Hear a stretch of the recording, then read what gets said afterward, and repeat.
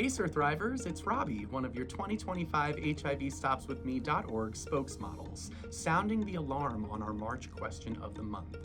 We were asked to target a specific audience and then sound the alarm on an issue that's currently affecting HIV-positive individuals, and then propose a solution. So here I go.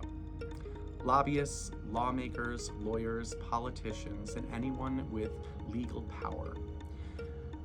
We have to take a look and sound the alarm on the archaic laws that surround the disclosure or non-disclosure of HIV status in relation to sex.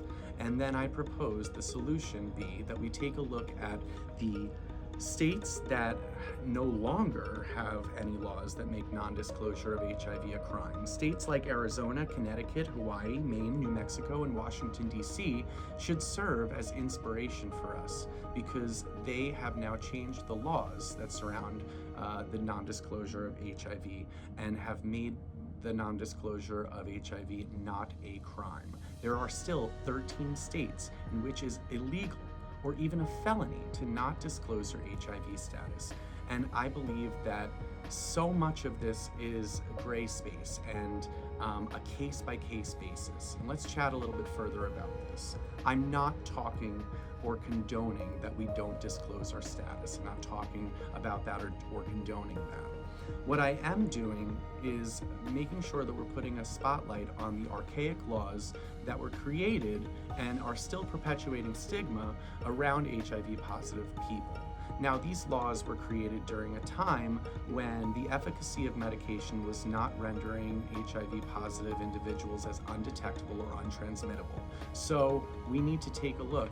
The law needs to now match the science. So science has significantly progressed since these laws were made, and now the laws that are surrounding these individuals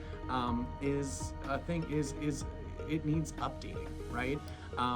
And like I said, there are 13 states in which this is still illegal. There's still people that are currently incarcerated for not disclosing their HIV status. And I think we need to look at it on a case-by-case basis.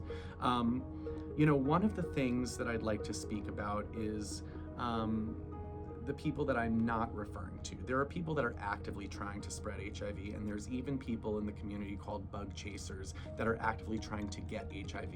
That is abhorrent. I absolutely do not condone that. That is not healthy, and that doesn't represent our mission.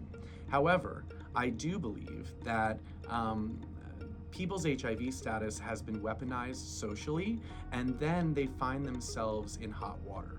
And I believe that there are still individuals that are in litigation or even incarcerated that don't deserve to be incarcerated and have been victimized by the system, which we need to take a look at, and we need to start honoring these people and eradicating the stigma. And one of the ways that we can do this, lawmakers, lobbyists, politicians, and anyone in power, we can fix this by taking a closer look and bringing the laws into the 21st century. One of the things I'd like to speak on as well that just made me, reminded me of this similar topic was I remember being like 13 years old, and I was already sexually active at 13, and I remember my best friend going, "Oh, you can't donate blood because you're a man who has sex with men," and it says right here on the pamphlet, I'm in junior high, right? It says it right there on the pamphlet that men who have sex with men cannot donate blood. Now, we need to take a look at this because in May 2023, the FDA eliminated time-based deferrals for blood donation by men who have sex with men.